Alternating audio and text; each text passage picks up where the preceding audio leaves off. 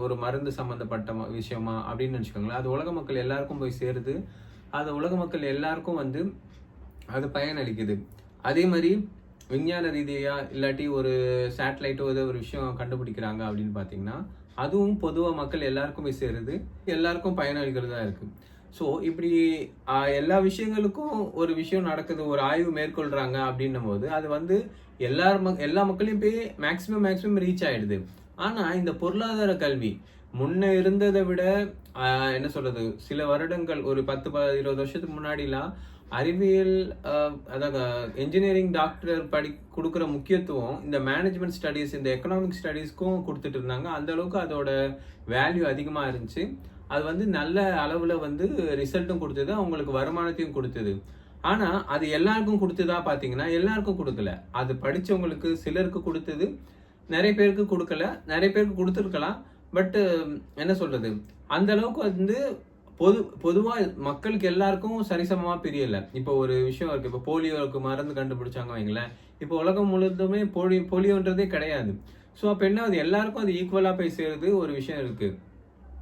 ஆனா, இந்த எக்கனாமிக் அந்த பொருளாதார கல்வின்றது வந்து எல்லாருக்கும் போய் ஈக்குவலா சேருதா? இல்ல.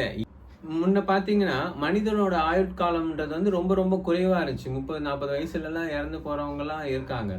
ஆனா, அந்த ஆயுட்காலம்ன்றது கம்மியாகி இப்போ கொஞ்சம் கொஞ்சமா என்ன ஆகுது 60, 70 அந்த அளவுக்கு எடுத்துட்டு வந்துட்டாங்க. அந்த அளவுக்கு மெடிசின்ஸ்ல அட்வான்ஸ் எடுத்துட்டு வந்தாங்க.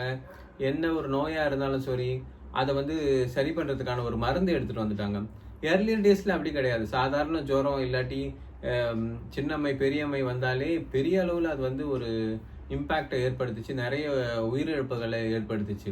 ஆனா, இப்போ அந்த மாதிரி விஷயங்கள் அ நடக்கறதில்ல.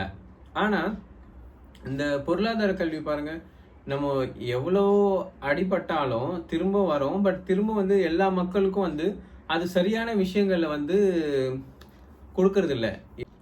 இப்போ அறிவியல் பூர்வமா ஒரு ஆய்வு செய்றாங்க. அறிவியல் சம்மந்தப்பட்ட இல்ல ம ம மருத்துவம் சம்மந்தப்பட்ட ஒரு ஆய்வு செய்றாங்கன்னா, அது எல்லா மக்களையும் போய் சேருதான்னா, மேக்ஸிமம் சேருது.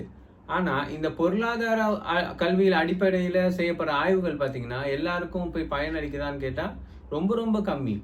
இப்போ பார்த்தீங்கன்னா, இந்த சோமாலியா, எத்தியோப்பியா இந்த மாரி கண்ட்ரில பார்த்தீங்கன்னா, இன்னும் பஞ்சம் நிலவுது. அவங்களுக்கு ஒரு வேள சாப்பாடு கூட கிடைக்கிறது கிடையாது. ஸோ அந்த மாதிரி நிலைமையில போயிட்டு இருக்கு. ஆனா, இது வந்து இந்த பொருளாதார அறிவுன்றது எப்படின்னா, ஒவ்வொருத்தருக்கும் போய் சேர்றது ரொம்ப கஷ்டமா இருக்கு. அது தனிமனித ஒழுக்கம், தனிமனித பொருளாதார அறிவு சம்மந்தப்பட்டது. ஸோ, மக்கள் அவங்களோட இயல்ப மாத்துற வரைக்கும், கண்டிப்பா அதுல எந்த ஒரு சக்சஸும் பார்க்க முடியாது.